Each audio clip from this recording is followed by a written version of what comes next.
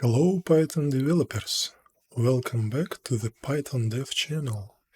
In today's video, we're diving to the world of microservices architecture.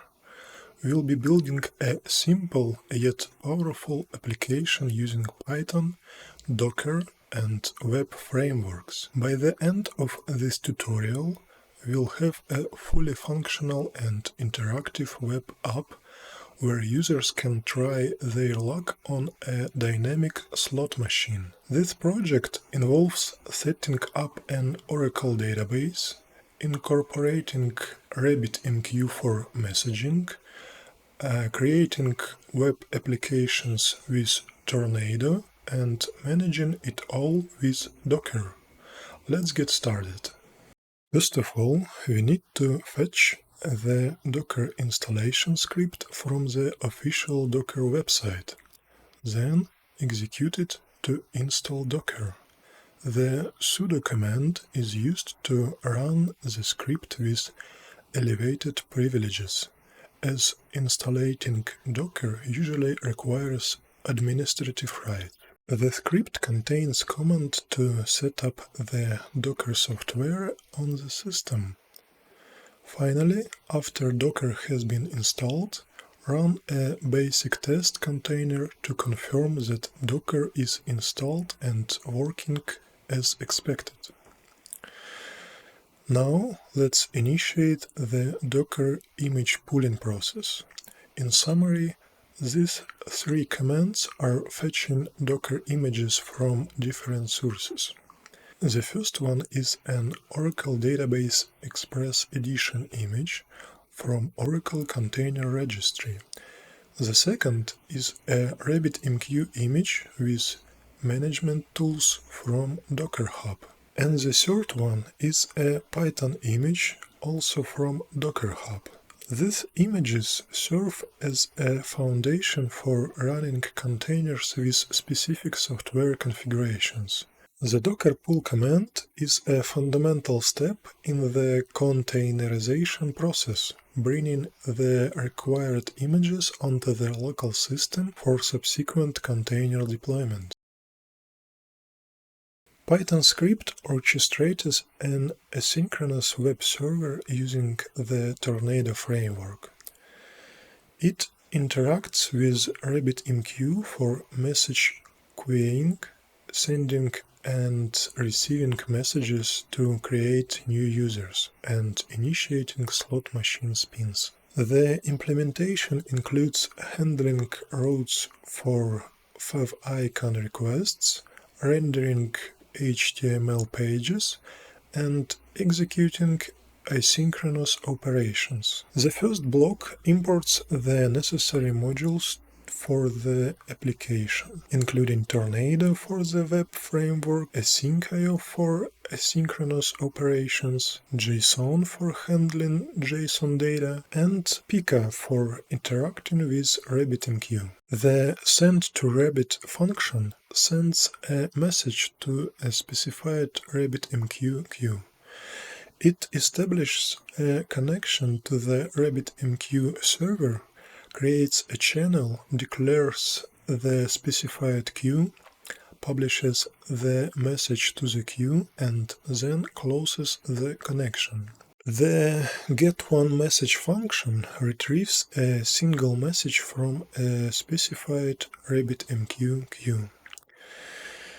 It establishes a connection, creates a channel, declares the queue, sets up a callback function to handle incoming messages, starts consuming messages, and stops consuming after receiving one message. The favicon handler class handles requests for the favicon by responding with a no-content status code, essentially disabling favicon requests. The main handler class serves the main page when a GET request is made. It renders an HTML template named index.html. The new user handler class handles GET requests to create a new user.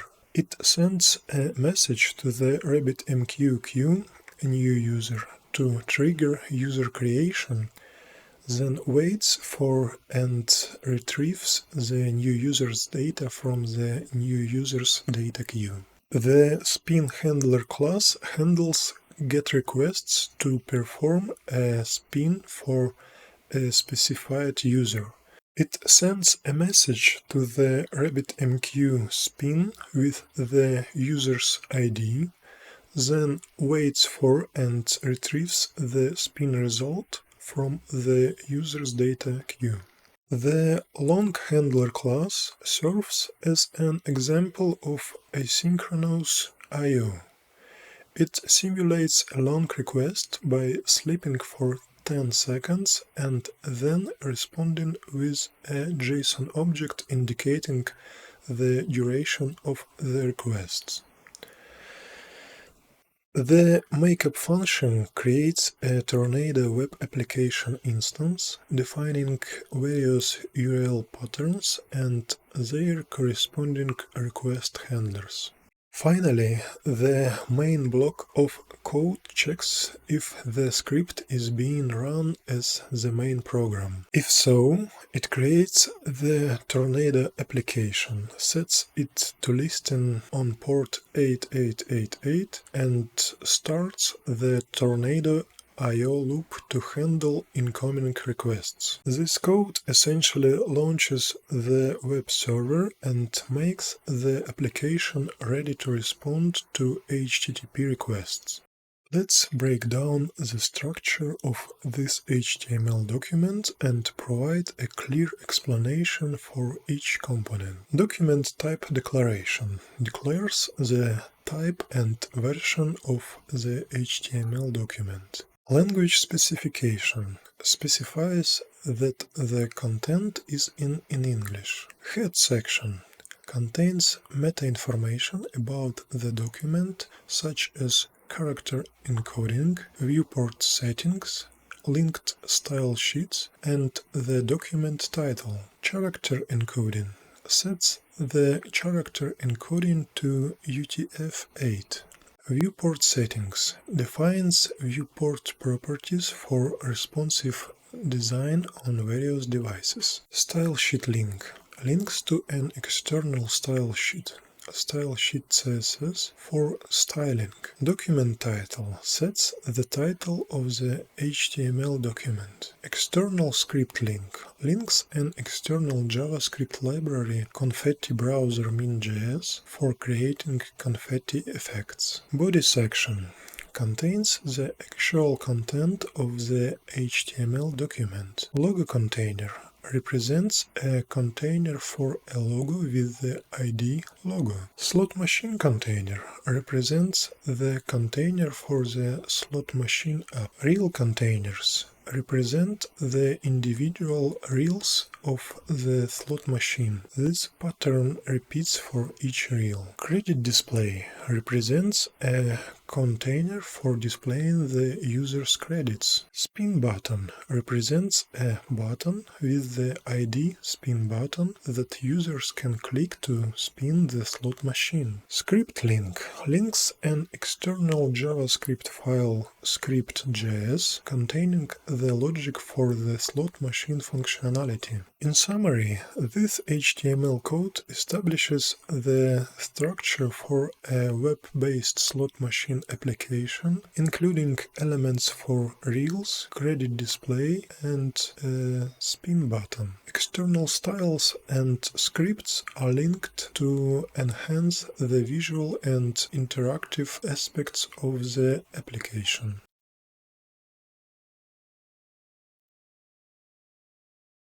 Now, let's delve into the details of each line in this Dockerfile to understand its purpose. This Dockerfile configures a Python application container with these key steps. Base image starts with the official Python image, ensuring a clean Python runtime environment. Working directory sets the working directory to up for subsequent operations. Copy code copies current directory contents to app within the container. Install packages uses pipe to install Tornado and Pika Python packages. Expose port documents that the application inside the container uses port 8888. Environment variable sets an environment variable named name to world within the container. Default command specifies the default command to run on container launch, executing app.py. The primary application script is responsible for initiating core application functionality, such as starting the web server. In essence, this dockerfile builds an image for a Python app, starting with Python 3.8, configuring the working directory, copying code, installing packages, documenting the port, setting an environment variable, and defining the default launch command. The JavaScript code enhances the web interface by dynamically updating slot machine reals and managing user interactions. Now let's walk through the JavaScript implementation, explaining its functionality. We begin by setting up an event listener for the DOM content loaded event on the document. This event signals that the HTML document has been fully loaded and parsed. An array called symbols is defined, containing emoji representation of various fruits. Another array, reals, is created, storing references to 3 HTML elements with the IDs reel1, reel2, and reel3, representing the slot machine reals. References to HTML elements with IDs credit value and spin button are created. Initially, the spin button is disabled to prevent spinning before initializing the slot machine. A copy of the symbols array, named initSymbols, is made using the spread operator for later use in initializing the slot machine. A loop initializes each reel with a randomly chosen fruit symbol from initSymbols. The chosen symbol is removed from initSymbols to ensure uniqueness among reels. The script integrates with backend services through asynchronous requests, such as creating new users and initiating slot spins. Data is fetched from the new users JSON endpoint. Upon a successful fetch, the spin handler function is called with the obtained user information.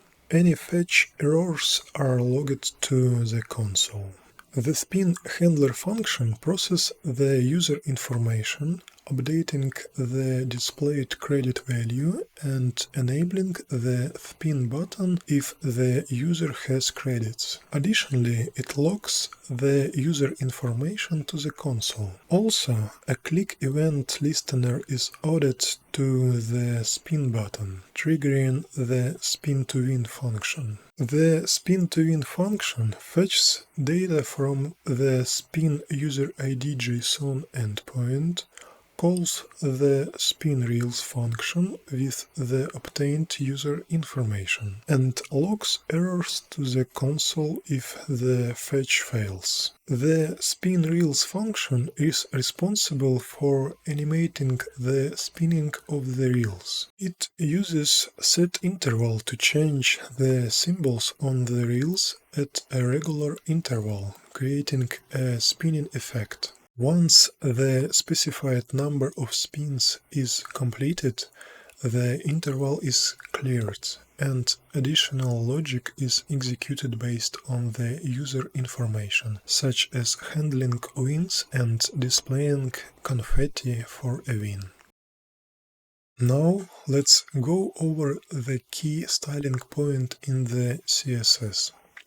Body styling styles the body element with Arial or sans serif font, centers text, removes margin and padding, and sets a black background. Logo styling styles an element with class logo, centering it horizontally, setting dimensions, and adding a background image. Slot machine styling styles an element with the class slot machine, centering it horizontally with a top margin and setting its width. Reel styling styles elements with class reel, specifying dimensions, background color, border, inline block display, margin, text alignment, font size, line height, and a transition effect. Playline styling styles an element with the class payline by setting the width, height, background color, absolute positioning, and top position. Spin button styling styles an element with the ID spin button with a top margin, padding, font size, and a pointer cursor. Credit value styling inserts $sign before the content of an element with ID credit value. Credit styling styles an element with ID credit with a top margin, padding, font size, background color, font family, and center aligned text.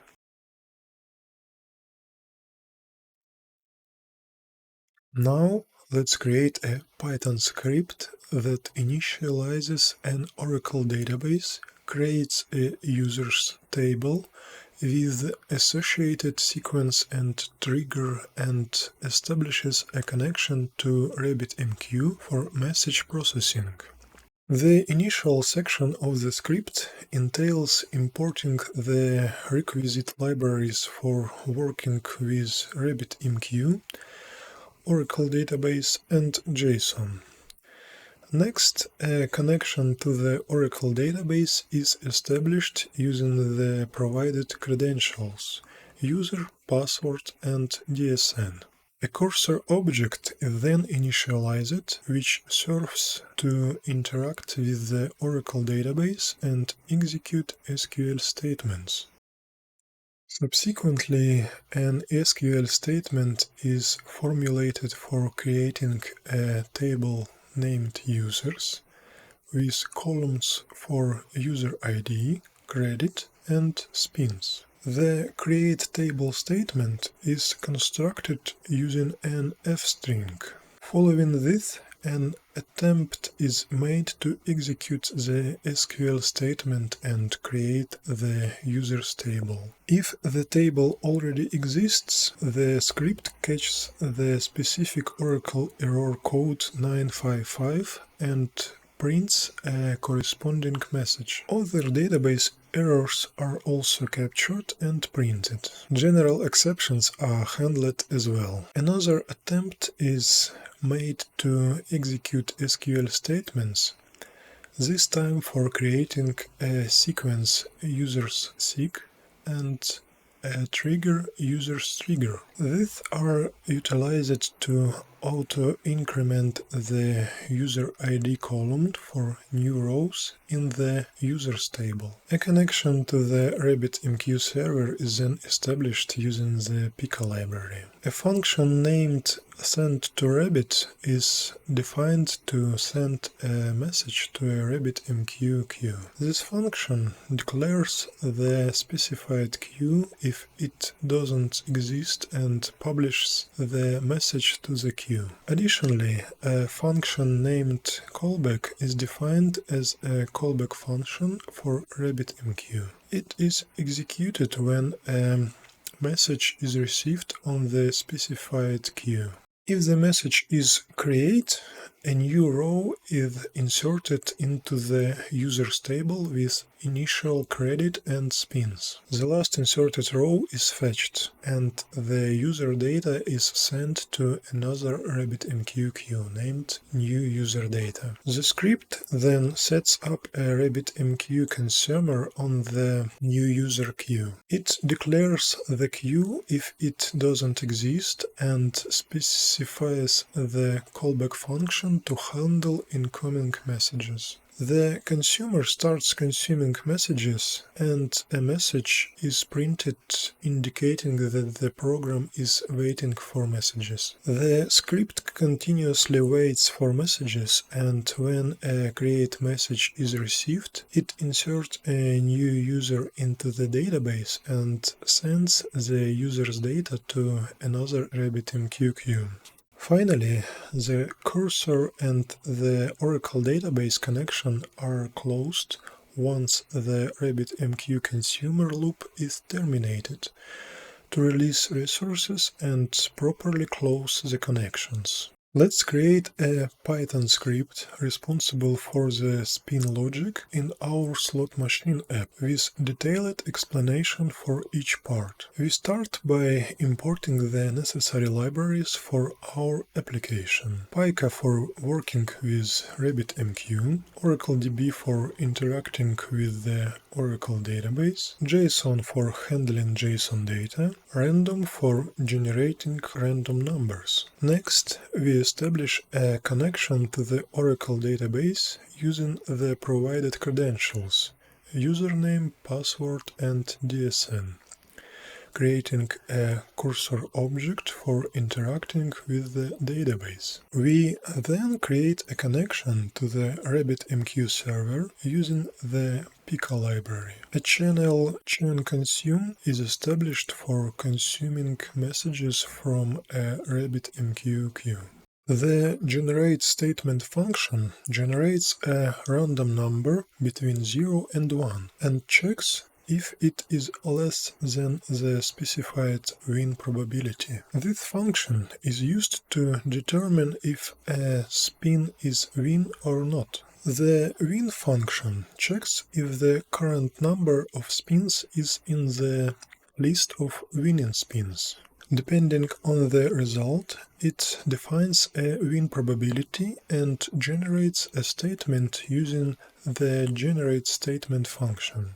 The result is printed and it is returned. The send to Rabbit function sends a message to RabbitMQ queue. It declares the specified queue if it doesn't exist and publishes the message to the queue. The callback function is a callback for RabbitMQ executed when a message is received on the spin queue. It decodes the message, extracts the user ID, and prepares SQL statements for selecting and updating user data in the Oracle database. The block within the callback function executes the SQL statement to fetch user data. If the user is not found, it sends a message to RabbitMQ indicating that the user is not found. If there are no credits, a message is sent to RabbitMQ indicating that there is no money to play. Otherwise, it calculates the spin result using the win function, updates the credit and spins, and prepares to execute the SQL update statement. Finally, the script declares the spin queue, sets up a RabbitMQ consumer, and starts consuming messages. It prints a message indicating that the program is waiting for messages.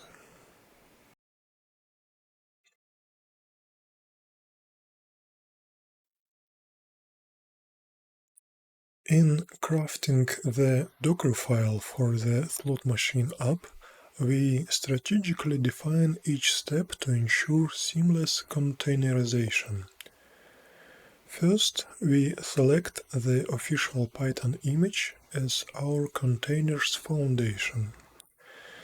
Subsequently, we set the working directory to up, where all subsequent operations will be executed. To populate our container, we copy the local Python scripts new user py and spin.py into the app directory. If any dependencies are necessary, we employ the pip package manager to install them. In this instance, pika and oracledb. Additionally, we integrate supervisor for effective process control within the container.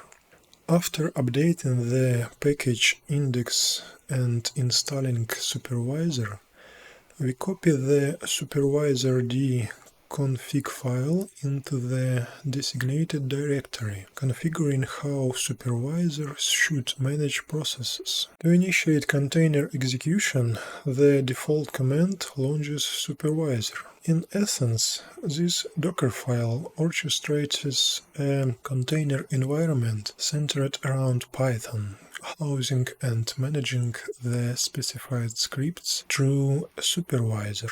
In crafting the supervisor config file, we establish key configurations for supervisor. Notably, setting noDaemon equals true ensures it operates in the foreground, crucial for Docker containers to maintain continuous execution. Within this file, we define two managed programs, new user and spin. Each program, orchestrated by supervisor, is linked to a Python script, new user py and spin.py respectively. The autostart equals true directive initiates automatic startup, and auto-restart equals true guarantees automatic program revival if an unexpected shutdown occurs. This configuration scheme is commonly employed to streamline the supervision of multiple processes within a Docker environment.